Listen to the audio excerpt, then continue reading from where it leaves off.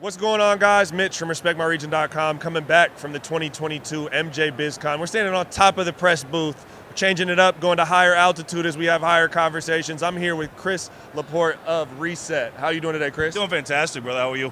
Man, I'm hanging out there. So you're not necessarily born and raised out here, but a local nowadays. So we got a different perspective coming with this guest coming from Vegas. So break down what REST is. Obviously, you guys have a partnership with Thrive out here, but let me know what's the real deal on the partnership and the 411 on Thrive, or REST. Yeah. So long story short, moved to Vegas in 2005, opened up a nightclub in 2010, closed doors in 2015, and then created REST, which is going to basically bring new experiences to Las Vegas.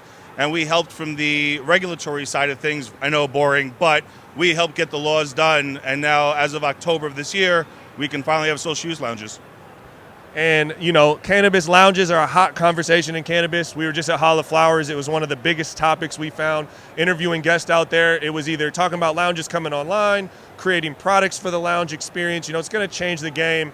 Obviously, Las Vegas is kind of the epicenter of entertainment, nightclub experience, right? So with cannabis lounges coming on here, everyone's got their eyes set here as the model that we'll see replicated in New York and then the tourism aspect in California. What's your take on lounges, and how is Las Vegas kind of fitting into that conversation from your perspective? I don't have to say very much. You covered all the points. I mean, the reality is we are a $40 million a year destination. And I think the fun part about the lounge is that we're going to be able to kind of get smokers and cannabis curious folks out of the closet, you know, and just kind of show them a new way to enjoy cannabis in multiple ways. And by kind of, you know, offering not just when you say edibles, you think, you know, muffins, brownies, chocolates, confectionaries, but like true Las Vegas chefs creating infused dining experiences with dope music, DJs, musicians, bands, and just like entertainment that Las Vegas knows with our years of hospitality experience. So my goal, truthfully, is just to open this market up to a whole new audience. I think that that's how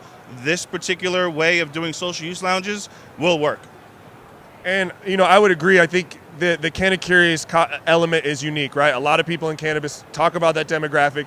Vegas has been a tourist market where people come here to let loose, to have fun, to let their hair down. That's the reason you come to Vegas. So I think that's absolutely right, that we'll see that kind of as a use case for the Canna Curious experiences in the lounge, whereas maybe in a California, you know, there's going to be spots that are less tourist-based. How much do you feel like living out here is going to be driven by tourism versus kind of the local aspect? Well, the way to succeed in Las Vegas, and this is the secret that we really don't like to share, but we're telling all of you, is that you have to embrace your locals. And having been in Vegas since 2005, like, we understand our local community, and we want to develop it, grow it, and also give the venue, like, make it a platform, right? And make it something for locals to say, hey, this is mine, this is ours. And when you come to Vegas, you want to go where the locals go.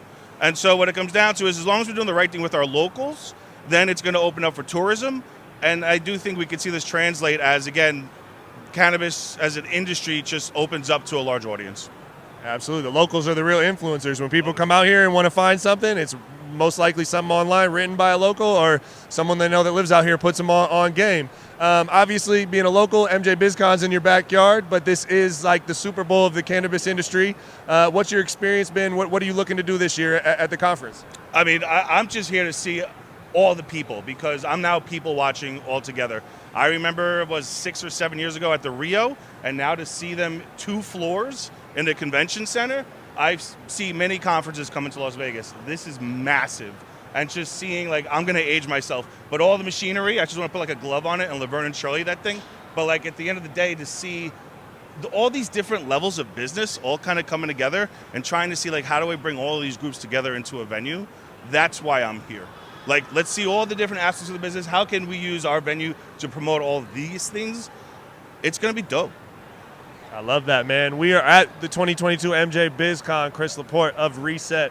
We'll be back with more content soon.